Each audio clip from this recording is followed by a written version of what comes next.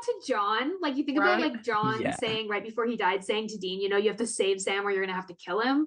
John was ready to write Sam off. Bobby won't.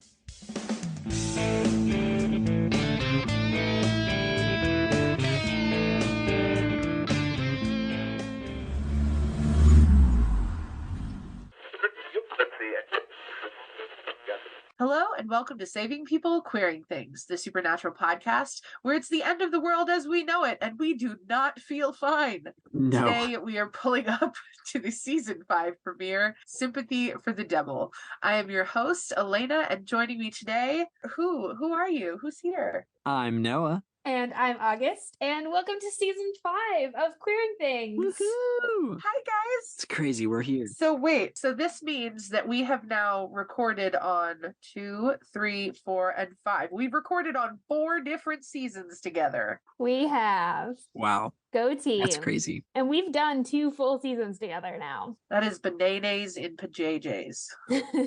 Yeah, it doesn't feel like that much, honestly. Truly Looking doesn't. back. We're recording this at about our under our 1 year anniversary of when Elena and Noah, when you both joined me on the show, it was about a year. It was just about a year ago. Oh, Damn. Now I'm having an emotion. So it feels fitting that it's at the beginning of season 5. Damn, right at the start of everything going to shit. Yeah. It's like, yay, we're so glad to be together. Let's go through some more emotional trauma together. It's a supernatural podcast. So now that you've met your host, it is time for us to catch you up. If you haven't watched Supernatural recently, here is what you've missed on the road so far. So first up, we have August, who's going to recap the show so far. With no prior 4 preparation. seasons in 30 seconds. I didn't know I was going to be the one doing this, so I have done no preparation except for the 10 years of watching Supernatural. That seems like a lot of preparation, I would say. You would think. I think you've been very thorough in that time. Let's find out. Are you ready? You got it. What was that? No? What was that? No, I was hyping you up, and you got this. Cool. I believe in you. We'll see. This might be a 2-take recap, but we'll give it a nope. As Beth would say, we'll give it a red hot go, and we'll find out what happens. Oh my God.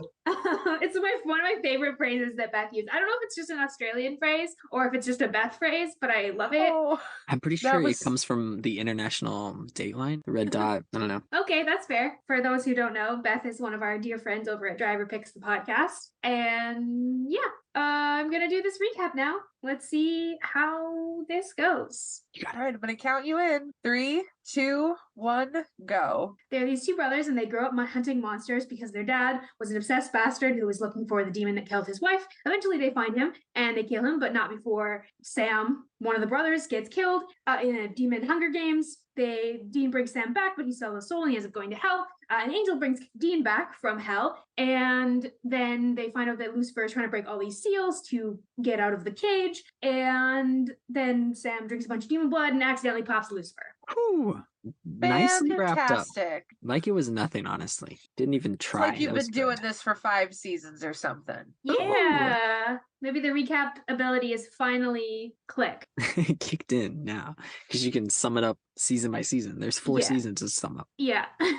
Don't have to get hung up on the little things. Yeah, I think in some ways doing the multiple season recap is easier than doing when you just have a handful of episodes to recap, because I can just go big. I just want a super big picture with that. I was like, I got 7 seconds for each season here. I'm not wasting any time. You're getting 2 details. Love that. Wonderful. And so now Noah is going to recap this week's episode. Noah, are you ready? We just watched this? The 3 of us just watched it together? Wholesome. Not the episode, but us watching it together. Yeah. Okay. Yeah, I'm ready. Let's do it. All right, I'm going to count you in. 3, 2, 1, go. Okay, so Lucifer's rising. Bam. The Winchesters are safe and on a plane. They move on. They are trying to figure out what to do next. Trying to fight with each other on Sam's end, but Dean's trying to just avoid the whole conversation in general. Lucifer is getting closer to his vessel that he's been picking out. Becky meets Chuck and gets a message to the Winchesters, and that's a whole... Dean figures out he's Michael's vessel, and the angels want to use him, but he refuses because he's stubborn. Well done. There's a lot. And Meg is back. Meg Yeah. is back. Meg is back and Cass is And back. Bobby is gravely injured. And Bobby is gravely. Oh my God, there was so Bobby's much. not in this dead though. Bobby's not. Noah's No, face Bobby's okay. when Bobby got stabbed Mm, was mm. horrifying. Not good. I was like, Yeah. I'm It was sorry sad. that Noah has to wait the next 10 minutes of this episode to like know that Bobby's okay. Because I know all Yeah. Noah's thinking about in that 10 minutes is Bobby. There wasn't enough of a bit like there. It wasn't enough of a painful moment that I was like, okay, no, he's not dead. Like they would have been a better soundtrack in the background. You know, I don't. It would have been a little bit more Death would have significant. a I better hope. soundtrack. Yeah, for Bobby always. Elena. Fair. Speaking of like soundtracks, the like season recap that they give us at the beginning of this episode with Thunderstruck is one of my favorites. It's of the, really like, good. episode 1, bring us into the season, remind us of what's happened, like with that backdrop, like I love it. I think it's such a good season recap to get us up to speed. Yeah, Agree. fantastic. So speaking of music, it's now time for us to pick our music that's going to accompany us on our season mixtape for the season. Here's what we have for this week. Noah, what have you got? I went with Buying Time by The Fame, a fantastic Australian band who did a little song about how sometimes you're just buying time and you don't want to play the games that people are throwing at you because you don't want to face the facts, face the music. And so that's sort of where Dean's coming at this little interaction with the angels from. Nice. Good. August, I just saw yours and got very upset. Please tell us. My song is Jump On Into the Fire by Radio Company.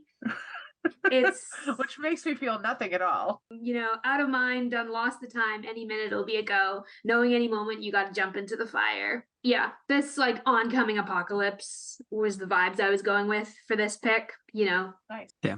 My pick for this week is Hold It Together by Mike Shinoda from Linkin Park. And he did this whole album after Chester, the lead singer of Linkin Park, passed from suicide. And he, the whole album it's called Post Traumatic, and it's it's gut wrenching. But this particular song kind of reminds me of Dean, because the main part of the song is I'm just trying to hold my shit together. And the character in the song is not able to do that very well. And I think Dean sort of starts to unravel a little bit by the end of this episode. So Just that's a bit. my pick. Yeah. Nicely done. Now that we've got our mixtape playing, it's time for this week's hunt. And today we are going to be discussing Sympathy for the Devil through the theme of family. But this week's tarot card, which is a new thing we're introducing this season, is going to be the Five of Blades. August, would you care to tell us the card description for the Five of Blades and maybe say a little bit about how we're going to be using these cards this season for anybody who's just joining us? Yeah, so something we chose to do this season is I have the Supernatural Tarot Cards deck, and we decided that we wanted to use that to help us with kind of our themes. If you've been listening to us for any amount of time, you know that every episode we choose a theme to kind of help frame our discussion. And so what we're using these tarot cards are as a kind of a guide into a theme. So we picked these cards. Elena and I talked about pairing them up with appropriate episodes, and we hope they'll help us have some meaningful discussion. We should also include the link for these cards, somewhere, because I know everybody, as soon as they heard them, are Googling it, trying to find it. Who's the designer of this deck? If we could shout them out. The designer of this deck is the guidebook was written by Minerva Siegel, and the art is done by Matthew Skiff. And Fantastic. Very awesome. Yeah, so it's collaborative. Yeah, Love their work. Yeah, the art for these cards is gorgeous. Like every card is really beautiful. It covers seasons 1 through 15, so there are characters from all through the range of Supernatural and thematic stuff that they've pulled from the show to kind of design the cards while keeping in mind also these cards' traditional, really understood meanings. Clearly made by fans of both Supernatural and respectful to the tarot origins. Very interesting. Yeah, and so we're going to be using them to help us, and regardless of your own familiarity with tarot, we hope that this will be something that will help give some more richness to our conversation. But I will tell us a little bit about this week's card. This week's card is the Five of Blades, also known as the Five of Swords in many tarot decks. This card is, the character that actually is on this card is Meg. This iteration of Meg, this particular Rachel Milner, who plays this actor, this is the depiction on this card. And I'm going to read part of the description from the guidebook, and then that will kind of help guide us into our actual episode discussion. So, from the moment the brothers meet Demon Meg Master, she causes trouble for them. Her presence is almost always a source of discord and tension. The Five of Blades is the ultimate conflict card. It symbolizes battles, changes, and fierce disagreements. This card shows you're dealing with a lot of unrest, but keep going. The end of this fight is in sight. Yeah. So maybe that's the combination of that card and the theme of family, as we always talk about season premieres through the theme of family. That's going to kind of guide us into our episode today. Love that. Do you want to start getting, like, I would love to start by hearing what Noah thinks about this episode as a first-time watcher. This episode was pretty solid. It had a good tension build with Lucifer getting his vessel. It had some trauma with Bobby getting stabbed. I didn't love that. Had the angels being some mega dicks about all of it, giving them cancer, taking away their lungs right in front of them. It's a little extra. Kind of a douche move. Yeah. Just give you stage 4 stomach cancer. Haha, stole your lungs. Really interesting to me how they're like talking about consent. Like Dean goes, "Oh, you need my consent," and then immediately they're like, "Yeah, but we are going to cause you incredible amounts of pain to try and coerce your consent," which is really interesting. It's Awful. not consent at that point. Like No. stretching the definition at best. Yeah. And we're seeing that with Lucifer in this episode as well. Yeah. And the line, they've been pointing out this whole time that Lucifer used to be an angel. And if Lucifer is doing all this shady stuff, I mean, yeah, the angels are doing all this shady stuff too. Like, okay, cool. So it came from somewhere. Mm-hmm. Where'd it come from? Yeah. Dean finding out that Sam's eyes went black. That's from significant. Chuck? From Chuck. You trust every time that motherfucker's around, something you don't want to be shared is going to be shared. Like, yeah, for a specific reason, and it's again really interesting what he chooses to make sure that Dean knows. Yeah, when you think about where this episode ends in terms of their relationship. Yeah, that doesn't if you help. hadn't known that, then maybe things would be slightly different. In that scene too, I will say my favorite part of that scene is Chuck hitting Sam with a plunger. Yeah. It's a very apt metaphor for Sam's experience with like getting shit on and like the narrative just sort of screwing with him. Like it's very metaphorical to have Sam to have a literal god hitting Sam over the head with a plunger. And then when he asks, like, you guys okay? And he's just like, my head hurts, Chuck. What do you think, bud? Chuck is also the one that tells them that Cass is dead, which is not interesting, isn't it? Okay, I didn't believe it, but then Cass at the end said that he was. So, Yeah. I mean, obviously he is at some point, but he does not stay dead. Does not stay dead. But he also says that, like, he thinks it was God. Okay, yeah, he doesn't say that, but that's who they're implying, yeah? Yes. It's God, because God has been taken off the board, as they've stated before. Cass going to Zach like, Ryan and saying, how did the Winchesters end up on that plane? How did I come back? The angels didn't do it. We both know the answer, and it scares you. Like, God is not as absent in this narrative as the angels maybe think he is. Or want to believe he is. Mm-hmm. And it was kind of nice to see how scared Zachariah got, like, especially after how threatening he was just being. Yeah. Yeah, he doesn't try to touch them after Cass shows up. No, he doesn't. Cass is not supposed to be alive. Cass is supposed to be dead. Cass is not supposed to be alive, and he's also not supposed to be killing angels. Mm-hmm. Yeah, with his little angel blade. Siding with the humans. Ugh. Who have basically just said Dean who said another giant screw you to the angels' plan. Yeah, literally. And it's the way he says, put these boys back together. Like, this is fine. This is fine. I feel nothing about this. Yeah. I loved Dean remembering, what Cass taught him in the beautiful room. Yeah. That little note was cool. Yeah, and little callback. I'm curious if it was the fact that it's blood in general, if that's how it gets cast, or if Dean's extra powerful because he's, a vessel. Ooh. Okay, yeah, so we were excited for you to find this out because this is obviously a really, really big piece of lore in this episode. Yeah. Okay, I knew that they got possessed by angels at some point, or were vessels in that way. I wasn't sure how early it was revealed or how desperate of a plot point it was. Right. But this is good. I like it. I didn't make a lot of sense the way they phrased it at first. They were like, "You're a sword." You're like, Clarify that. Yeah, it's like say more. the idea of like a vessel being a sword, like it's something that Michael is going to use. Like Michael is going to use Dean's body to. Oh, it just occurred to me how fun it is that the 5 of blades is the card of this week. Yep. That part just hit me. That part and the fact that Meg is back this episode. Yeah. And It's she's the one holding it on that card. I do want to kind of circle back to like at the beginning of the episode, one of the first things that Dean says after he's talking to Sam and he's saying, you know, like, it's all right. We just got to sit down. We'll hash things out. It'll be all right. He says, first things first, we got to find Cass, which I think is just, there's a lot of like, we've got to find Cass energy coming from Dean. He's their biggest weapon at the moment, for sure. Most powerful. Yeah. Oh, yeah. He's the only really powerful being on their side in this. And then it's Bobby. Yeah. Because as we've seen, he's got the power to fight out a demon possession from the inside.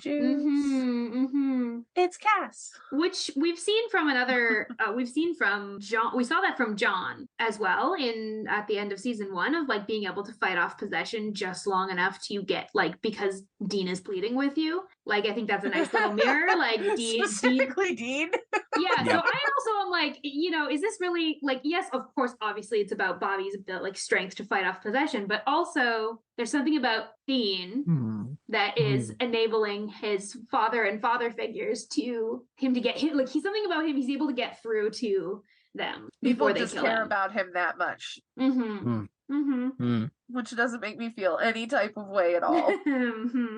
I did love how Sam needed to tell Bobby the truth about what happened and the responsibility that he feels for all of it. Yeah. Partially rightly so, but the way he tells Bobby is so touching. It's him coming clean and Dean's trying to stop him and protect him from it and, you know, save that conversation for another day. And I think Dean's trying to like preserve their, like when we're thinking about like the theme of family, like Dean's trying to preserve family, but the family has been like sort of broken. There's some trust that has been broken really significantly. And Dean's trying to preserve, at the beginning of this episode, Dean's trying to preserve it by just like not talking about it. He's like, if we don't talk about it, maybe we can just focus on the apocalypse. We can not deal with it. But Sam, I think, goes like, Bobby's got to know, like Bobby's family, Bobby deserves to know everything. And and I think Sam's looking for like, he's looking for, if not, he wants to feel guilty for sure. Yeah, he's looking for, someone to hold him accountable. Yeah. And it's not, I don't even think it's an issue of wanting forgiveness for him. I don't think so. No. He doesn't want to be. He deserves that. Yeah, but he does think he deserves to be, I guess, punished in a way, and that makes me really sad because even just punished by like the lack of trust that Bobby and Dean feel in him. Well, and two, you were saying like this episode kind of rings with a sense of broken family, like it very much does. At the end of the episode, like Dean actually point blank says that he's like, I feel like there's something broken and I don't know if we can go back to what we were. And that's really kind of like a departure from how these, you know, season premieres usually go. Usually they're kind of more all on the same page. Like that's where they kind of come together after the events of a finale, after, you know, after Sam dies and Dean brings him back, after Dean goes to hell and is resurrected. Like there's this sense of like coming back together, but there's not this time. This time there's a sense of like something's changed. And Dean says, you chose a demon over your own brother. I don't know if I can trust you. And that hurts. Even Bobby makes it really clear to Sam at the end of the episode. He's like that he's never going to abandon them. He's never going to abandon Sam. He's never going to tell him to lose his number. But that doesn't mean that like everything is okay. No.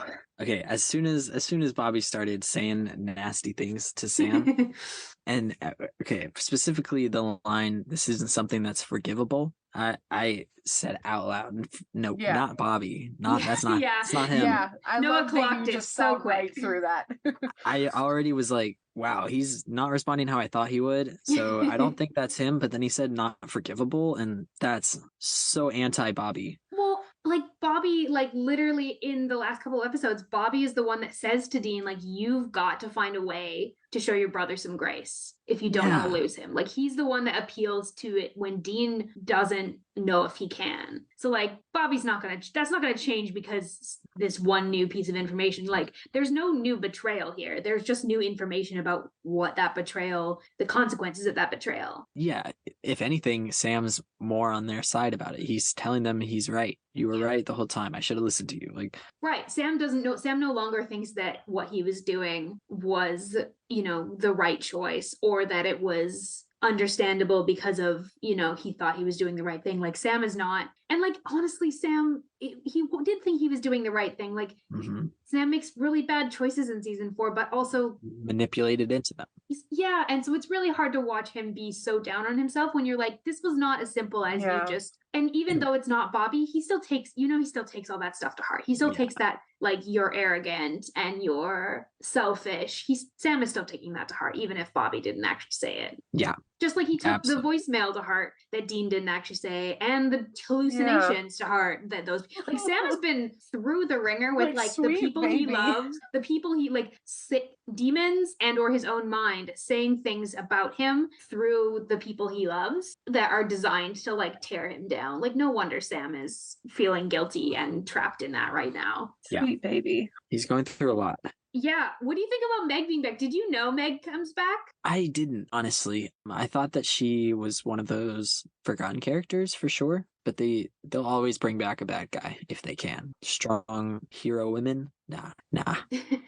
I liked seeing her back. It's good. I don't know. It's fun. It's a fun connection to season 1 because everything's gotten so much more complex since then. Yeah. So it's like, oh, okay, yeah, we were scared of you at one point. Okay, look at now you're threatening again. Okay, we get it. And she was working with Azazel. Yeah. And now, now she's one of many demons who are trying to get the Michael sword. Yes. And all bets are off. She's back in the running for, one of the crafty demons out there because Ruby's gone. Yeah. So maybe Meg's coming to try and sneak her way into but there's no way Sam's gonna fall for any sort of demon prank again. Not that same way, I think. No. But it's interesting that Meg is like, well, when Lucifer got popped out, like, we got popped out too. It's interesting. I also really love how, like, Dean, he goes Ruby and then goes, oh no, Meg. I love that Sam immediately knows who she is. Like, immediately. Yeah, because Ruby would have said something different. If she was coming back and making some sort of snarky remark, she would have said I'm better than you, remember? I don't know. Yeah, or it'd be a different vibe if it was Ruby. Yeah, absolutely. And Sam had such an interesting relationship with Meg too, where like she also, sympathized. They also had that whole moment in Scarecrow where they meet and she talks to him and they talk about their fathers and, she's playing him, but they have some history. Of a connection. Yeah. She sort of set him on the road to thinking demons maybe aren't all that bad. That's true. She's his first experience with that. Yeah. With like him having a connection with someone who turns out to be a demon. So it's probably a bit of extra trauma for him right now. Yeah, maybe a little. If he's putting that together too, then he's like, oh shit, wait. We're in trouble. Yeah. Not a super big fan of the kiss. Don't know why that's there. No, but Dean saying peanut butter? It's funny. It's funny. Okay. He's making the best of a bad situation, for sure. It's the panic jokes. But her dialogue is so good in that scene, and we now know she's back. She's another player back on the board. Back in the game. Love it. Cass putting an Enochian sigil on their ribs. Without asking. Nope. Here you go. Zzz. Oh, damn. Well, okay, I think it's really funny that Dean's question is, did you just brand us with it? And I think about the handprint. I was like, Cass has already branded Dean once. He's like, wait, why are you complaining? No, I'm like, Dean, Dean, he's already got you. Yeah, he doesn't need to do a second brand. They're pretty permanent. He's like, no, I carved it into your ribs. That's cool. That's cool. Yeah. Though that's some new lore for us. Yeah. Something that can hide them from, like an angel language that can hide them from angels. Yeah. Which Yeah, means it love can hide that. them from Lucifer, which is obviously the big, at that point in the episode, that's the big threat. But by later on in the episode, like Everybody's a threat. every angel is a bad time for the Winchesters. Yeah, rough time to be one of them. I I hated that they were like, "Hey, were you really dead?" And then he said, "How are you back?" And Cass said, "Oh, bye. I'm just gonna bounce," instead of giving any answers. Typical Cass being like, man, that question's not really important right now. I got other places to be. Yeah. He's like, I'll answer that when it makes sense for me to answer that. Yeah, no big. Very, very typical Cass. Yeah. Can we talk about Becky? Because I think we need to talk about Becky. I forgot this was her first episode. Like that this is when she appears. Becky's a character. She's something else, that Becky. Becky is a writing choice. I'm thinking like about the way the show is perceived at this point. Yeah. Like Becky is a sort of a mockery of fans, and it feels I don't love it. Like she is Don't love it. I don't like it. no, I don't like it either. But like Let's be honest. She's I mean also like the Wincest immediately like the Oh God, yeah. Starting with that is a bad place to start. Mhm. Morethanbrothers.net. Though I think that like the thing is with Becky is I have such feelings about her because I know it's the writers making fun of the fandom, and that makes me question some of the way she's portrayed, because sometimes she's portrayed in a way that we're supposed to be uncomfortable with her, and like certain things she does like absolutely like are really The constant touching, yeah.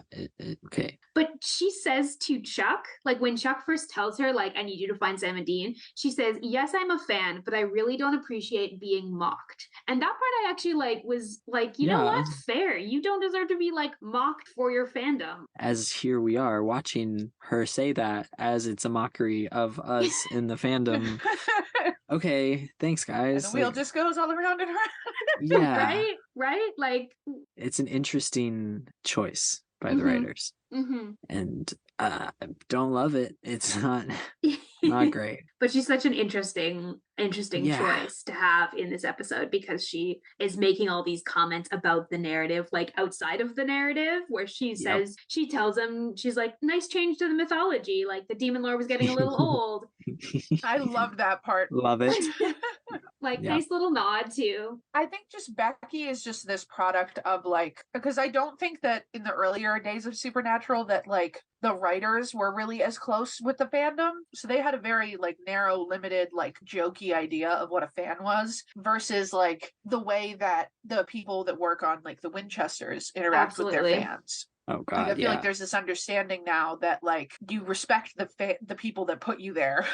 And the people that love your work, and you don't like treat them like they're stupid. You don't write them like they have no self-control, or that they don't know what's true and what's not true. Like you treat your fans with some respect, because they're the ones that love your work. Exactly. You want people to like it, so you shouldn't insult them. Like, yeah, you shouldn't insult people who write fanfic. Like, I am not like Wincest is something that I'm super uncomfortable with for like a lot of reasons. We've made that really clear. But like the fact that she is engaged in this supernatural fandom in the supernatural universe and like writes fanfic, like that doesn't need to be mocked. No. Yeah, you don't need to like paint us in the worst possible light that you can. Yeah. There's a difference between making jokes about it and making attacks on it. Yeah. Well, like I'm thinking about like in Monster at the end of this book, there's some like fun meta stuff around the supernatural fandom when Sam and Dean are kind of like being like, oh, there's fans of these books. They're reading the books. They're like, he's reading about himself, sitting in a laundromat, reading about himself. Like those are funny jokes about the fandom. Yeah. Yeah, it's possible to have those moments. The jokes about, wow, nice change to the, mythology. Those are great. Very meta from an outsider's perspective, but in the same world. I love that. Yeah. Don't need it to be awkward and uncomfortable every single time. Well, yeah, because you really feel for Sam in this of like, as Becky's just super, it's super gross. Yeah. And I feel like it's always, as much as I like Sam is always the one that's getting like weirdly touched and objectified by people in the narrative. Like, and it always sits wrong with me. Yeah, they do it to both of them in like different ways, because we even saw like Meg like non-consensually kisses Dean in this episode. Like Mhm. what? And then Becky like super objectifies Sam and is really gross. Like they are both like objectified in really different ways.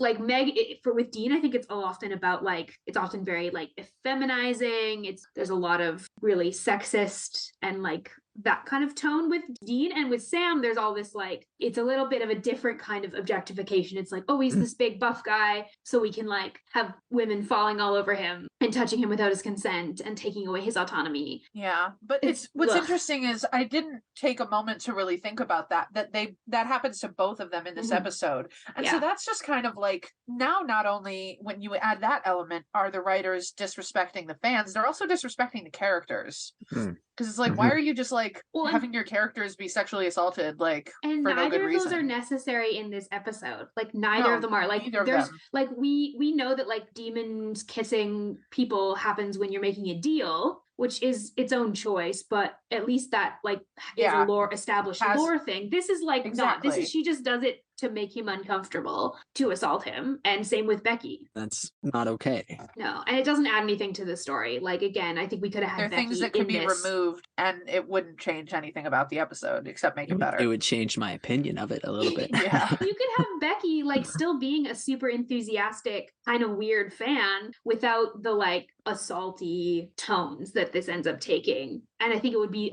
both a better portrayal of like fandom at large, because like not that there aren't fans that cross the boundaries of acceptable behavior, but like the vast majority of fans don't. The vast majority of fans are respectful of the actors and of the characters, and it'd be nice to see that kind of portrayal. Yeah. Well, you could have even had an instance because, like, I think that the moment where Becky's just like realizing she immediately knows it's Sam, and she's like, "Oh my god, like he's so hunky," and then she sees Dean and is like, "Oh, you're not what I pictured." Like that would have been funny without the touching. Like it would have been hilarious to be like, "Oh, I know you're Sam, and I'm immediately attracted to you, but you don't look how I thought you would." Like that's right, one because of that's those like moments. a normal fan experience. Like when you read a book and then they you read a book and then they cast the movie and you're like, oh, that's not what I had pictured. But that person's spot on. Like and that's funny without the like objectification piece. It's I think Supernatural is going to like it's already had a few of these instances. Like you have that with the ghost facers and Monster at the end of this book. Like it started to delve into fandom, kind of like exploration of fandom, and it's going to do that more in the show. Like there's going to be a few other instances of that throughout the next few years. I'm excited when we get to some of them to kind of compare them to Becky and see how we feel about some other portrayals of fandom. Good. Because there's some interesting ones. Because we don't want to get spoilers, but that. I will say that there is growth there. There's growth that takes place. Absolutely. So we'll come back to that theme for sure. Good. Hope it's better. It will be some of the time. Some of the time. We should talk about the like Lucifer stuff. I think I want to hear about that. What do we think about that? Particularly the conversation between Lucifer and Nick before he says yes. Yeah, I'm really curious your take on that one, Noah. It was interesting. I mean, it's a lot of guilt tripping and a lot of things that, it seems like demons have been working on him for a while, making things happen, doing things to fuck up his life. And it's interesting just seeing the last bit, like the conversation. Sealing the deal. Like Lucifer sealing the deal. Just the deal. And I don't know. It's nice. It shows his sneaky bits, his power, and he's doing the exact same thing that Zachariah did to Sam and Dean, but just in a longer form version. Yeah. And his whole argument is like that God is either sadistic or he just doesn't care. Yeah.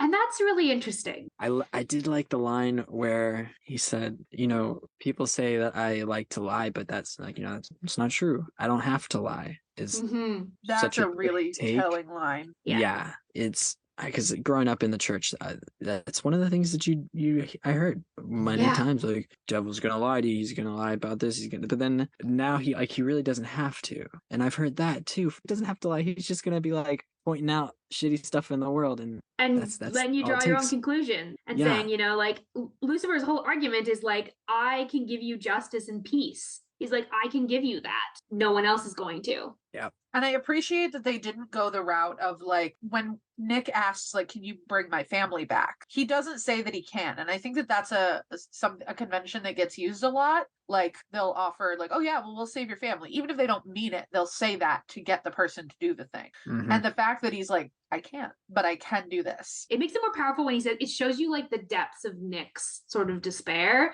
that it Yeah. doesn't he doesn't even he'll do it just because he's being Because of the offered justice. yeah, he's being offered justice and peace. He's being offered a chance to like, make the world right, or however he thinks that, whatever he thinks Lucifer is going to give him. Like it's a convincing speech because of the tragedy of Nick's life, because like you said, Noah, the demons have clearly been priming this. But again, that For whole a manipulation while. piece of like he has to give consent, but He does it. Lucifer has a vessel. Here we go. He can appear to people not just in dreams now. We're in for a hell of a season, folks. Maybe takes us to like the last thing in this episode, which is the conversation with like Dean and Bobby. First, a conversation with Dean and Bobby and Sam, where Dean goes like, "What if we win? What if we win? What if we say screw the angels and the demons and the apocalypse and we win?" One of my favorite Dean moments. I love the, but I've got a GED and a give him hell attitude. Like that's, that's Dean Winchester. That's the tweet. Like in a nutshell right there. That's the free will thing coming in again. Like, yeah, we'll figure it out, he says. But obviously then he says to Sam, when they leave Bobby, he says, I'll fight till the last man, but we don't stand a chance. Like, we aren't winning this one. That's it. But he wants Bobby to think that he hasn't given up hope, because that'll keep Bobby having hope. How did you feel about the end of this episode, Noah? Mostly, like, how do you feel about where the relationship with the boys are? Because you said in our season 5 preview that that's one of the things you were really hoping that their relationship would start to get better. And it's not, because Dean is too hurt to let it. Sam needs to apologize and save some person, or I don't know. It's like, what do you think it's going to take for Dean to forgive him, if you think he will? Well, I think it's not even just forgiveness. I think it's trust, because he kind of says that like it's not really about forgiving him. It's about like, I don't trust you. Yeah, because he says like, I know you're sorry. He's gonna have to be attacked by like Meg or something, maybe now that she's back, and maybe his eyes go black, but he fights out of it for Dean, and that helps him trust him again. It's gonna have to be something drastic though. And that hurts. Yeah, it's fallout from all these choices. Like, I do appreciate that the story they don't just like wrap it up and fix it between the two of them, that they go like, no, this was a big betrayal. It's not gonna go away just because the apocalypse is happening. If it isn't the consequences of Sam's actions. Solid episode. Rough ending. Yeah. So next, we're going to move into our going meta section, where we're going to be tracking lore, representation, behind-the-scenes trivia, and more. What do we got up first? We talked a whole bunch about representation in the terms of the fans. I think that's the biggest like representation piece in this episode. Absolutely. We don't really have anything new to say about that. No, we Nothing got exciting in the rep check, other than we are once again disappointed in it. And we failed the Bechdel test, again. As always. Almost always. We did get Bobby, mature older man, apologizing and clearing things up with Sam. So, You know what? Yes. Let's acknowledge steps. that. A white man said he's sorry. Hey, look at that. Yeah. Wow. Well, the bar is so fucking low. And considering we never got like the voicemail, obviously Dean doesn't know about the altered voicemail, but we never got that resolved. I'm really glad we get this resolved. Like, I'm glad that they cleared it up and knows that it was just the demon he talking. gets to hear from his father that like what I said when I was possessed was not in any way me. Yeah. And I'm not giving up on you, not ever. Ever. And it's comparing that to John, like you think about like John saying right before he died, saying to Dean, you have to save Sam or you're gonna have to kill him.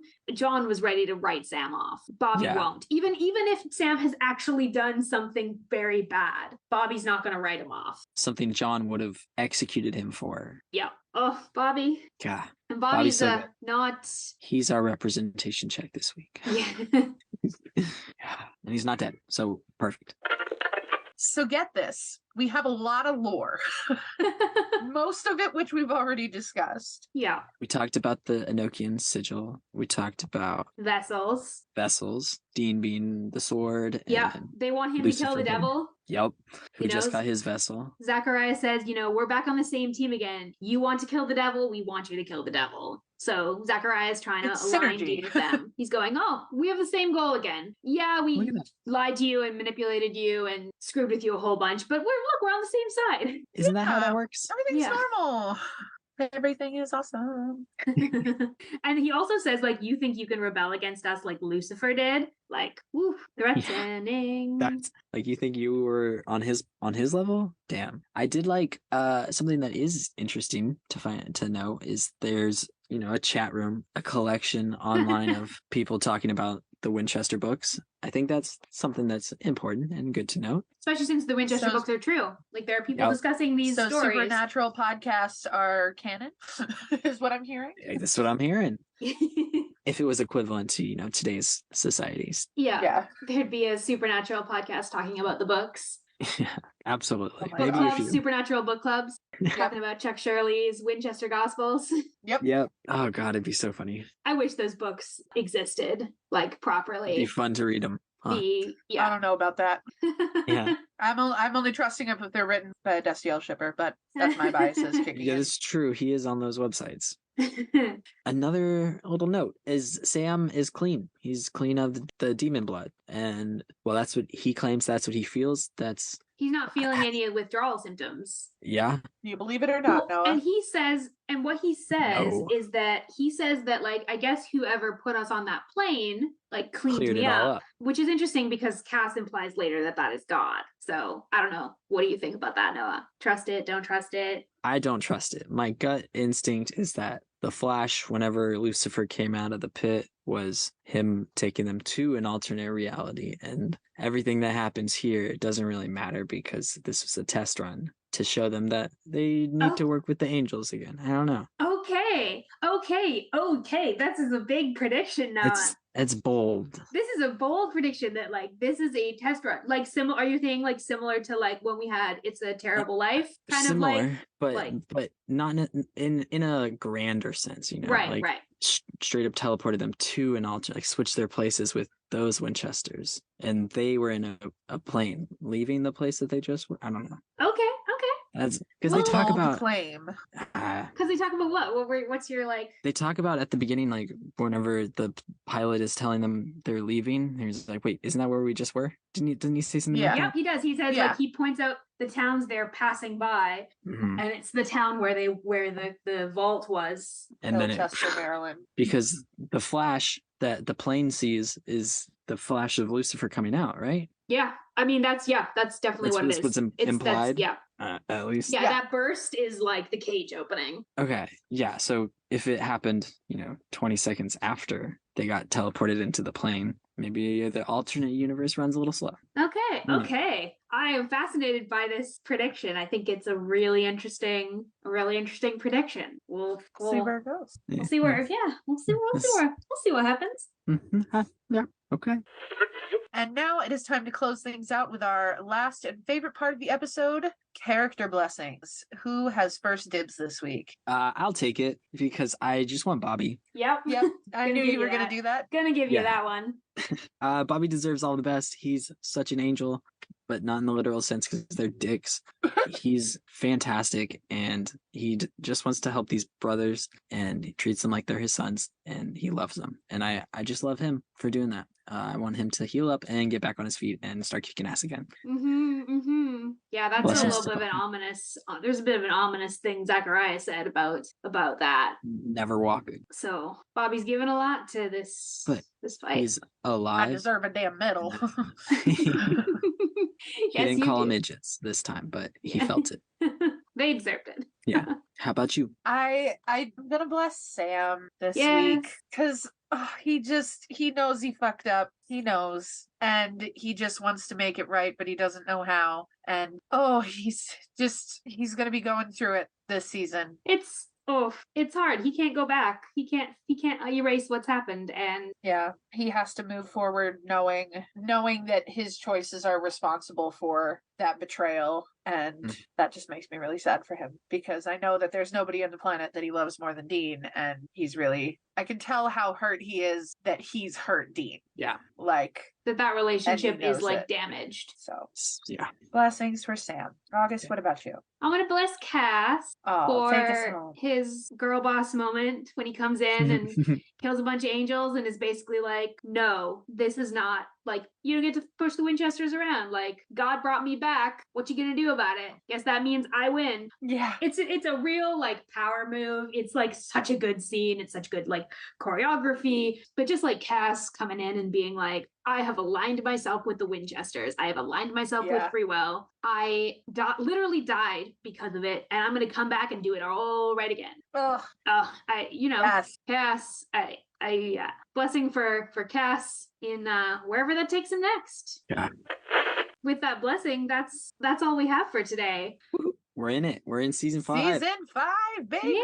Yeah, thanks guys. This was fun as always. Oh my God. Such a good time. A delight. It's been a year. Look at that. It's been a year. We've been doing this. Love you Can't guys. believe a year went by so fast. Love you guys too. So good. Flew by. If you are listening, you can subscribe to Saving People Queering Things wherever you listen to podcasts. And because it's the beginning of a season, it is a great time to share our show with someone new. If you have a fan you're trying to get into Supernatural, or someone you know who loves Supernatural, we'd love if you'd share. You can find links to all of our social media and join our Discord server through our website, queeringthingspodcast.com. And if you are all caught up on Supernatural and want to go back to before the beginning, you can listen to August and occasionally myself, along with our friends Beth and KJ over on Wayward Parents, with updates at Wayward Parents on Twitter or on Tumblr at Wayward Parents Pod. Be sure to ride along with us next week as we explore Season 5, Episode 2. Good God, y'all. Thank you all so much for coming along for the ride, and we wish you a peaceful road until we meet again.